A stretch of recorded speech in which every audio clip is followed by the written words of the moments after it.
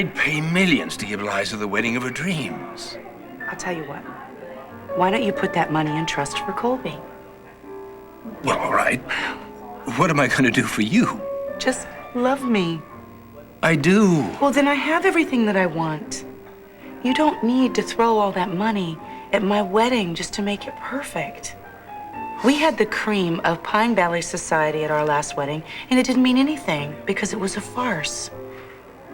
I'm going to stand there and I'm going to pledge my life to you and all the love in my heart. And I don't need the entire world as my witness.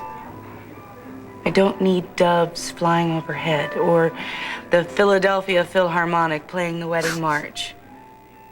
I just need to stand there with you before God and all the people who love us.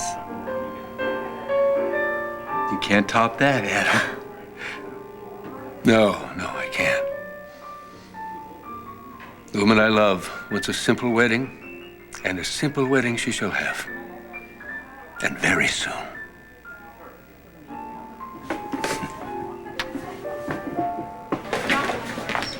Trevor. Afternoon. Hey, you got a minute? Hey, I got two. Good. I don't know if this is your area of expertise. Well, I don't know if it's my area of expertise either, so why don't you try me? All right. Well, it's somewhat confidential. Oh, really? Give me a buck. What? Give me a buck. No, this.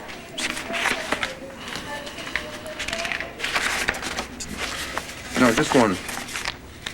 Thank you. Now you've hired yourself a lawyer. Everything will be on the QT. Confidential, as you say. Step into my office. All right. Here's the deal.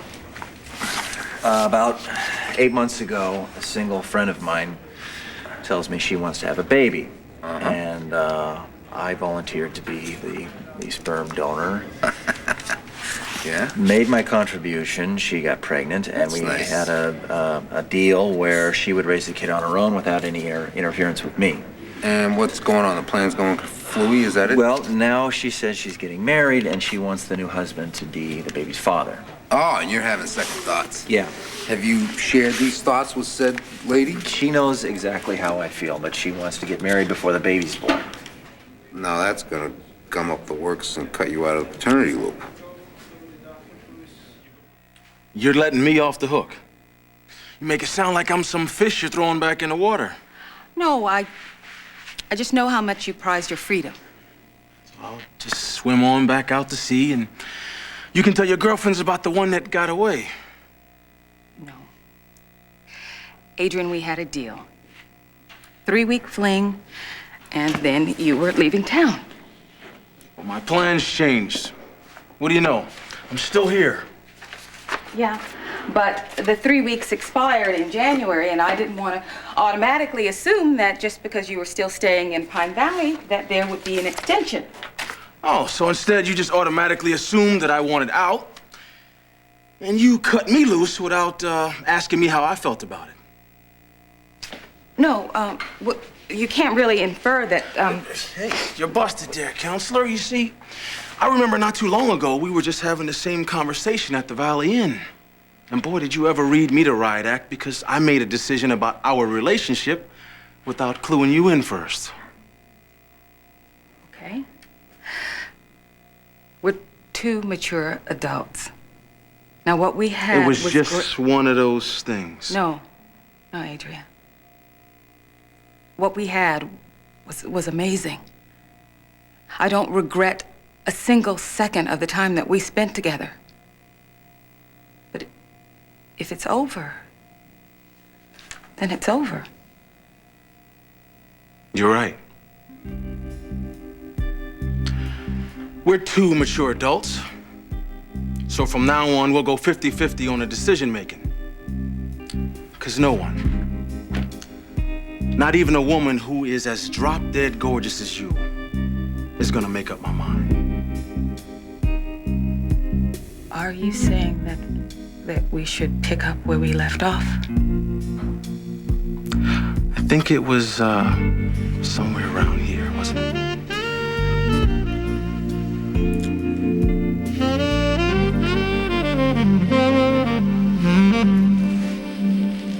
A toast to the bride and groom to be. Be good to each other. Fill every day you have together with love and joy. And don't ever go to bed mad. No, because it's much more fun making up. Anyway, you burn a lot more calories that way as well. To the newlyweds. What is this? It's like a Toastmasters convention. Can we do something? I'm starving. I'll see if our table's ready. Excuse me. Stuart, could you give me a couple of minutes alone, my darling, with Liza? Oh, sure. I have to see a man about a surprise. I don't deserve to be this happy. But, enough about me. Now, what's all this about Jake Martin? He came to see me. He was making a lot of noise about the baby. Oh, tell him to get a life. The baby's yours. I know, but Mother, he's not happy about Adam being Colby's father. And he was saying things like, it's my baby too, and the baby's half Martin. Oh, well, hope springs eternal, doesn't it? Yeah, well, exactly. It's just that Jake had no interest in playing any parental role. But then Adam, who wants to be Colby's father, Jake just suddenly shifts into making all this noise about being an expectant dad. Liza, Jake is a nice man. I really like him. But a deal is a deal, and he promised to stay out of your baby's life. Yes, he did. But it's pretty clear Jake is having second thoughts. The woman is more than happy to let me spend some quality time with the child after she's born. So you get all the fun in the games and no responsibility. That sounds pretty good to me. Well, I don't think it sounds too good to me. Well, maybe said woman and her hubby will, once the kid is born, give you some hands-on time with the kid. Said hubby is Adam Chandler. Oh.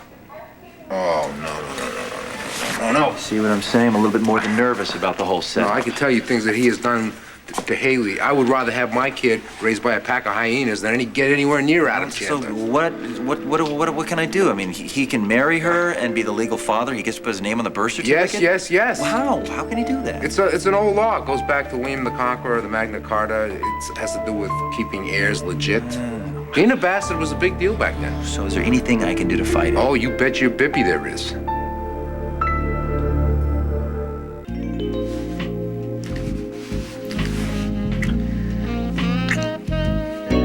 Does this mean you want an extension? Seems like the feelings are mutual to me.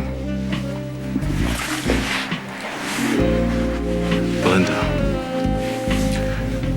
I've really missed you. I missed you too. Could you make me just a little promise? Maybe. Oh, you are tough. Oh, right. Like melted butter. Return my phone calls. I promise. How about tonight? Phone call.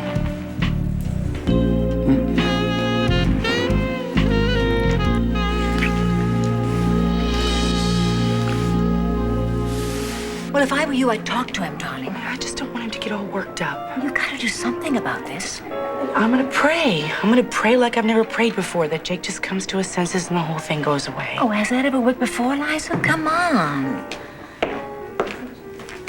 Were you two talking about me? Oh, endlessly, darling.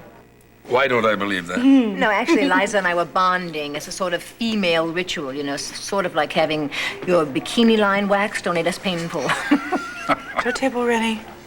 5 minutes, that's all. Oh, listen.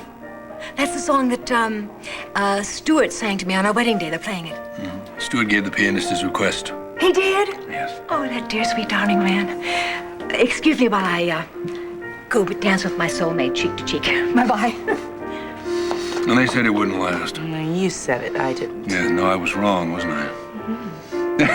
They're amazing. They're really, truly amazing. Absolutely perfect for each other. What do you say we ask them to be Colby's godparents? Well, that would be great, except my mother's gonna be very busy playing Mimi, the doting grandmother. And Stuart will be Uncle Stuart. Well, we make them pull double duty. Well, there's another snag. I already asked Tad and Jake to be Colby's godparents.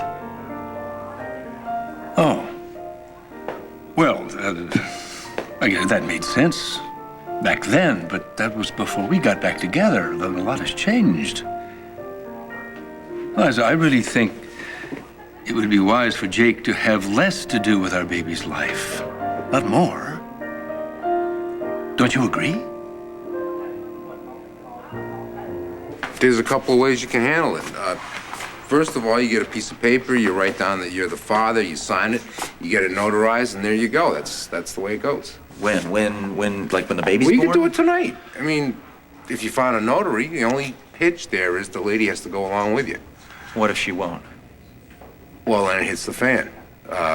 You're talking paternity suit. The baby's born, you draw a little blood, bing, bang, boom. That sounds like it could get ugly.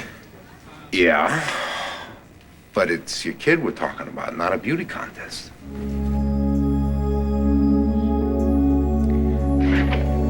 So, what'd you think?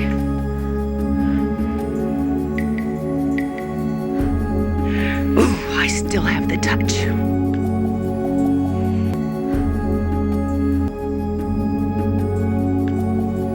Bye-bye. You know, I'm actually beginning to enjoy this. It's been nice getting to know you.